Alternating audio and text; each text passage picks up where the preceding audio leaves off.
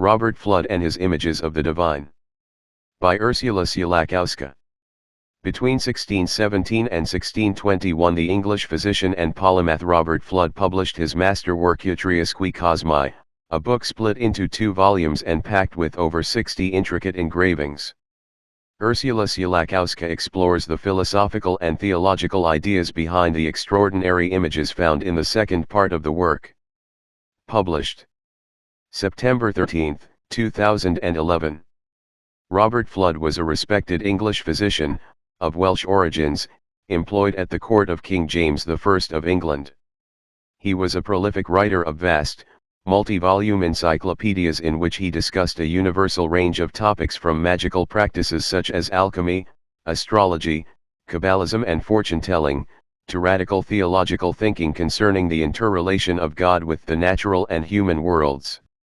However, he also proudly displayed his grasp of practical knowledge, such as mechanics, architecture, military fortifications, armaments, military maneuvers, hydrology, musical theory and musical instruments, mathematics, geometry, optics and the art of drawing, as well as chemistry and medicine. Fludd used the common metaphor for the arts as being the ape of nature, a microcosmic form of the manner in which the universe itself functioned. Fludd's most famous work is The History of the Two Worlds, Utriusque Cosmi.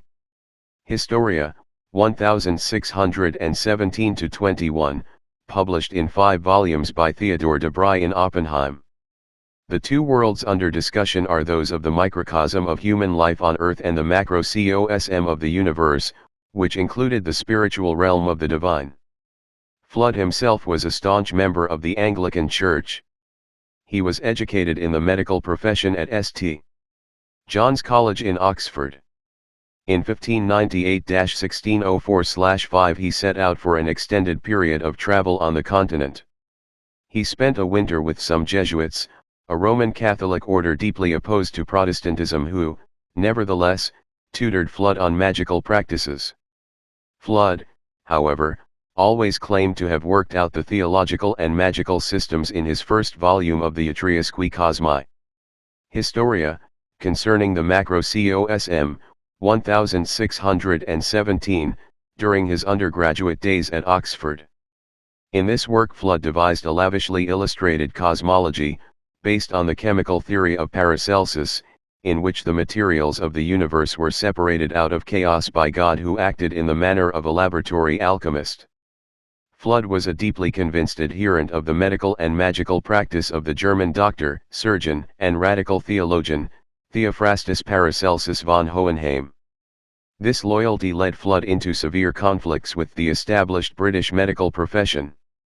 His later publications described a medical practice, almost devoid of chemical remedies but which depended almost solely on prayer and the use of the name of Jesus on the model of the first apostles of Christ. This devotional medicine was supported by a theology derived from the secret mystical teaching of Judaism, the Kabbalah, which Fludd employed in a Christianized form derived from the ideas of the German philosopher, Johannes Reuchlin. In his medicinal incantations Fludd used the Hebrew form of the name of Jesus which, he claimed, possessed immense magical potency.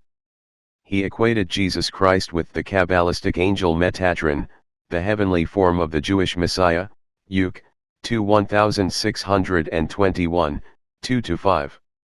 He was said to be the soul of the world, pervading it throughout, anima mundi, or anthropo, Uke, 2:1621, Tract 2, Sect I, 8-9.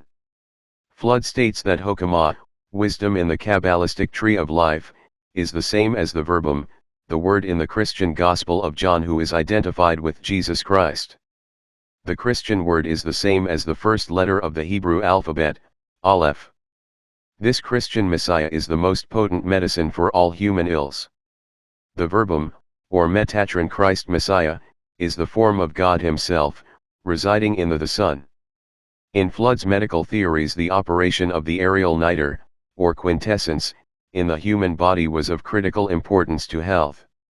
It was said to originate in the tabernacle of the aerial spirit which was the sun. The essence of the aerial niter was celestial light. It was breathed in by the lungs and carried to the heart, where it was separated from the air and dispersed as the vital spirit throughout the body. In his short text, the Tractatus de Tritico, the Tractate on Wheat, which reappeared in his Anatomia Amphitheatrum, 1623, and also in the Philosophia Moisaica, 1638, Fludd described the distillation of the aerial niter from the wheat using the heat and light of the sun's own rays. Fludd claimed that this distilled spirit was the universal panacea, whose generative celestial fire had been drawn out of the sun. All of Fludd's treatises were lavishly illustrated with extraordinary engravings, unique in their form and subject matter, which have the visionary quality of a genuine spiritual seer and which exerted an influence on his contemporary occultists such as Michael Mayer, Jacob Boehme, and Johannes Mylius. Fludd himself designed these images and they were engraved by the artisans employed at his publishers. Some of his own original drawings still exist for the first volume of the Utriusque Cosmi. Historia, 1617. Fludd's concepts of the creative and healing forces of light were illustrated by diagrams, the principles of light and darkness being represented by two intersecting cones, or pyramids. The base of the pyramides formalis was placed in the empyreum of God, signifying rays of divine light, while the base of the pyramides materialis was located on the earth pointing upward towards God. Fludd described these diagrammatic forms as pyramids lucis, cones of light, claiming to have invented them himself, although they seem to be based on antique and medieval optical theory. Within the lozenge shape created by the intersection of the downward and upward pointing cones, Fludd placed the sun, since the nature of the sphere balanced the oppositions of spirit and matter, male and female, sulfur and mercury. From the outset in the Macro Cosm, Uc. 1617, Fludd's cosmogony was based on the three generative principles which were those conceptualized by Paracelsus in his own alchemy, namely, those of light, darkness, and water, from which emerged the three primary elements that constituted matter, that is, salt from darkness, as the prima materia, sulfur from light, as the soul, and mercury from water, as the spirit. These, in turn, produced the four qualities of antique and medieval physics, the qualities of heat, cold, dryness and moistness. Fludd's alchemical cosmology was explained by a series of intricate geometrical diagrams of great power and beauty. In the third book of the Macro Cosm, Fludd also offered another interpretation of the structure of the universe, complementing his earlier alchemical visualizations, but expressed musically. He analyzed what he claimed to be the musica mundana, the musical forms that pervaded and structure universal creation based on the musicology and mathematics of the ancient Greek, Pythagoras, Uc. 1617, pages 79 to 81. The fifth chapter of the Musica Mundana included an illustration of a cosmic lyre. Fludd achieved a certain notoriety in his own time for his early support of the Rosicrucian manifestos in his treatise The Apologia, 1616, expanded into the Tractatus Apologeticus, 1618. The two texts, which came to be called the Rosicrucian manifestos, consisted of the Fama which appeared in 1614, followed by the Confessio in 1615. They were published anonymously in Kassel and they have been the subject of extensive debate in regard to their origins and authorship. See Donald R. Dixon, The Tessera of Antilia, Leiden, Brill, 1998, pages 32 to 36. The authors never revealed themselves, but they called for supporters to join the Rosicrucian movement, claimed to have been in existence for centuries. Those who responded by publishing letters to the Rosicrucians were a heterogeneous group of Protestants, mostly of a radical reformist character, as well as adherents to antique philosophy and magic, Kabbalists, followers of Hermes Trismegistos, a mythical Egyptian sage, as well as practitioners of magic on the model of Cornelius Agrippa, a 16th-century German sage, and of Paracelsus. The manifestos seem to have been written to counteract the reconversionary activities of the Jesuit order in Central Europe.